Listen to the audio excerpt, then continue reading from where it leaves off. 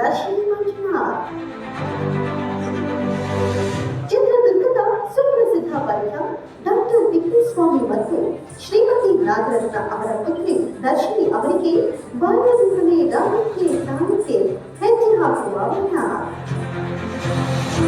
ಹೀಗೆ ನೃತ್ಯದ ಭಾವಕ್ಕೆ ಅದರ ಭಂಗಿಗೆ ಮಾರುಕೂಟ ದರ್ಶಿನಿಯವರ ಬೆಳವಣಿಗೆ ತಂದೆ ತಾಯಿ ಮುಖಕ್ಕೆ ನಟ ಬದುಕು ಹೊಸ ವಿಸ್ತಾರನಾಗಿತ್ತು.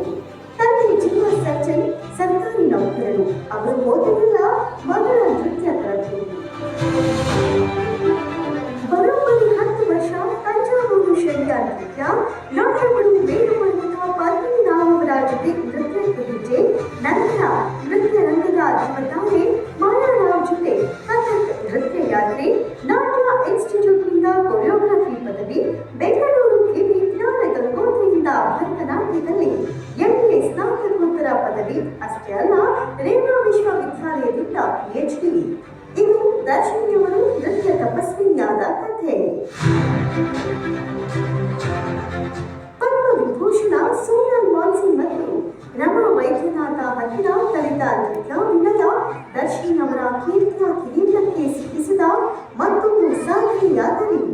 ಹೀಗೆ ಆರಂಭವಾದ ನೃತ್ಯ ಪಯಣ ದೇಶ ವಿದೇಶ ಏಕ ವ್ಯಕ್ತಿ ಪ್ರದರ್ಶನ ಕಂಡು ಸ್ವಂತತೆಯಾದ ನೃತ್ಯ ಶಾಲೆ ದಿಶಾ ಟ್ರಸ್ಟ್ಗೆ ಸ್ಥಾಪಕ ನಿರ್ದೇಶಕಿಯಾಗುವ ಮಟ್ಟಕ್ಕೆ ಸಾಧನೆಯ ಶಿಖರಕ್ಕೆ ಏರಿದರು ದರ್ಶಿನಿ. ಈಗ 2 ಶಾಖೆಗಳು 100 ಮಕ್ಕಳಿಗೆ ನೃತ್ಯ ಕಲಿಸ್ತಾ ಇರುವುದು ವಿಶೇಷ. ಹೀಗೆ ದೂರದರ್ಶನ ಮಾನ್ಯತೆ ಪಡೆದ ಕಲಾವಿದರಾಗಿ ನೃತ್ಯ ಶಾಸ್ತ್ರ ತಜ್ಞರಾಗಿ ಪ್ರಾತ್ಯಕ್ಷಿಕೆ ಪ್ರಬಂಧ ಮಂಡಿಸಿದ್ದಾರೆ. ತಾವೇ ಸಂಯೋಜಿಸಿ ನಿರ್ಮಾಣ ಮಾಡಿರುವ ಇವರ ನಾಟಕಗಳು ದೇಶ ವಿದೇಶಗಳಲ್ಲಿ ಜನಪ್ರಿಯತೆ ಪಡೆದಿವೆ. ಹೀಗೆ ದರ್ಶಿನಿಯವರ ಹಿರಿಮೆ ಕ್ರಿಯಾಶೀಲತೆ ರಂಗದ ಮೇಲೆ ಬೆಳಗು ಬೆಳೆದಿದೆ. ಕಲಾಭೂಷಣಿ, ಪ್ರಜಾಭೂಷಣಿ, ಕರ್ನಾಟಕ ಕಲಾರತ್ನ ಪ್ರಶಸ್ತಿ ಸೇರಿದಂತೆ ಪ್ರತಿಷ್ಠಿತ ಕೆಂಪೇಗೌಡ ಪ್ರಶಸ್ತಿಗೆ ಇವರು ಭಾಜನರಾಗಿದ್ದಾರೆ. ದರ್ಶಿನಿ ಮಂಜುನಾಥ್ ಸಾಧನೆಗೆ